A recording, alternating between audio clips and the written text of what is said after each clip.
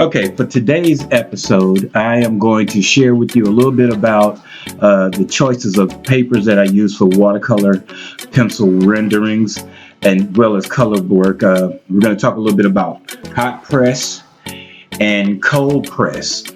Hot press has a smooth surface. Hot press has a smooth surface, and cold press has a more textured surface.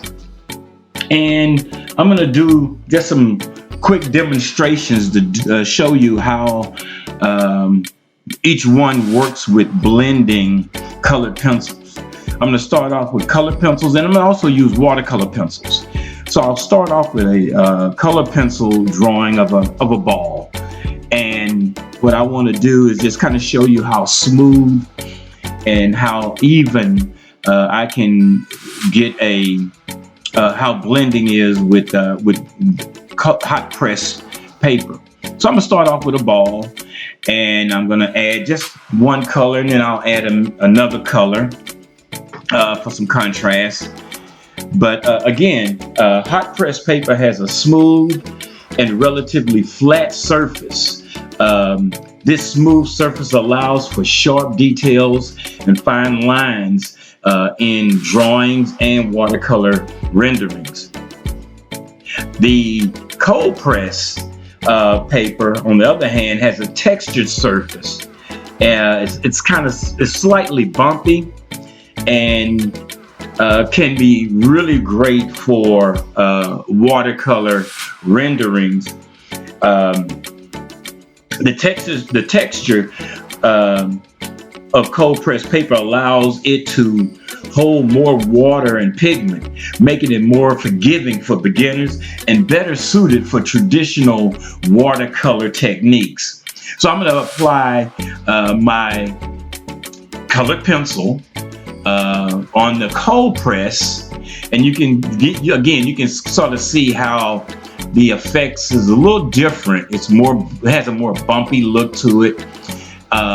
But still, both surfaces for me really work well.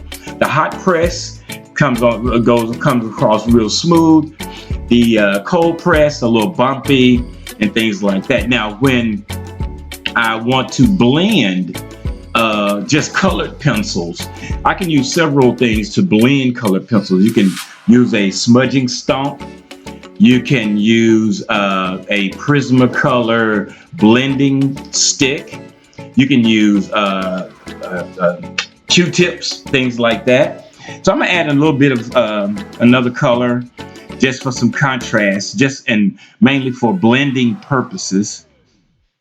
And I'm gonna do the same thing with the cold press paper. Add another color. Just for blending purposes. And for today's demonstration, I'm only going to use for blending the Prismacolor colorless blending stick. So here's the hot press, nice and smooth here. The cold press, a little more bumpy, toothy, as some people may describe it. And so what I'm going to do is go back, and again, what I want to do to blend these colors, these mediums rather, what I want to do to blend them, I'm going to use my Prismacolor colorless blending stick. All right. And as you blend with the hot press, you can see how it smooths everything out, goes on smooth. It's not relatively bumpy or anything like that. The colors really blend well, and this again is just with colored pencil.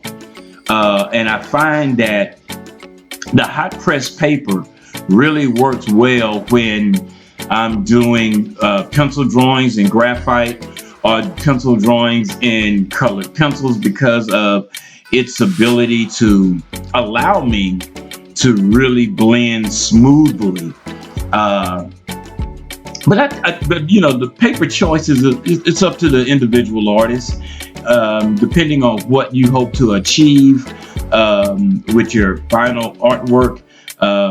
it's up to you to choose how you would like to do it. But this is the hot press. And now I'm going to use the same colorless blending stick from the cold press. And you can see how it still remains a little toothy or bumpy. But still, if this is the effect you want, then cold press paper could work really well, just blending color pencils. So again, it's up to you. It's your choice. But I find that for renderings with colored pencils, and I find that the hot press paper probably gives me the better detailed work, more so than the cold press. I'm sorry. Yeah. The hot press will give me a better look. And you can see the difference with the hot press and the cold press paper.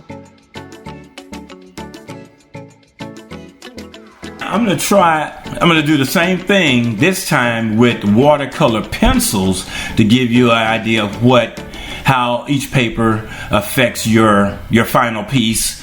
Now I'm using watercolor pencils, and this time I'm going to blend with brush and water to give you an idea of how it affects how the paper affects the final drawing. Again, even with the watercolor pencils, it goes on smoothly. Here on the hot press paper, goes on nice and smooth, nice and even. No bumpy look or anything like that. And I think it, and again, you can use either paper choice is up to you. It all depends on what you hope to accomplish in the end. And add a little contrast here. Paper has a smooth and flat surface, which is ideal for achieving sharp details and fine lines, intricate brush work. The surface allows for precise control over the paint application, making it suitable for highly detailed illustrated watercolor paintings and pencil drawings.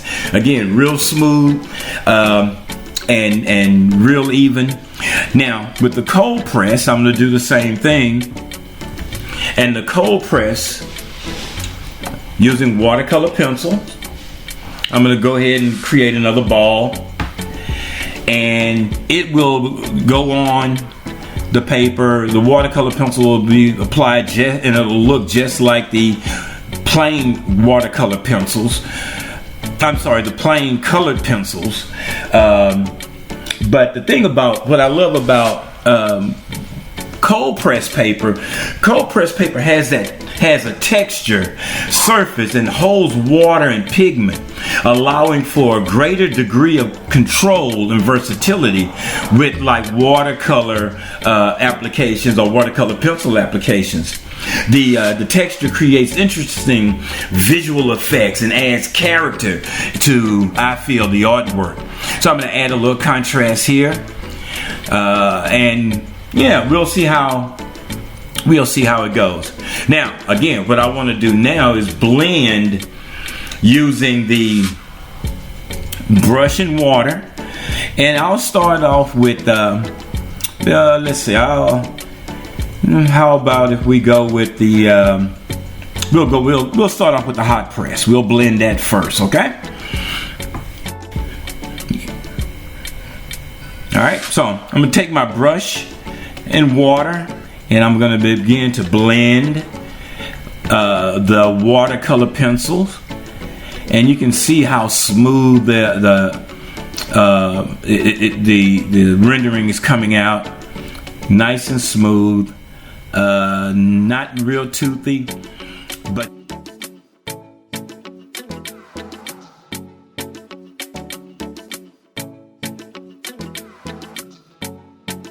the cold press, it really absorbs the water really well.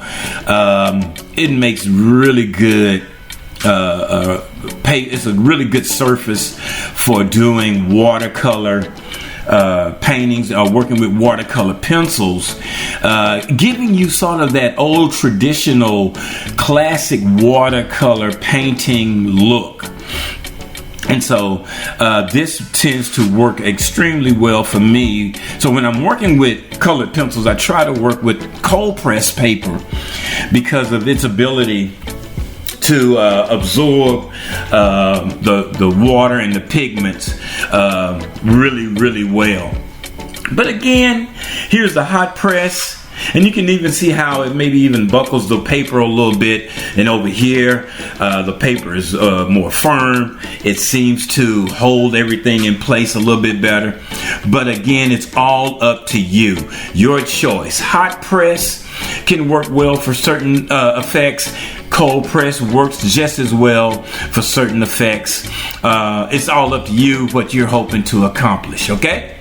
So hopefully this was helpful, and hopefully you got something out of it.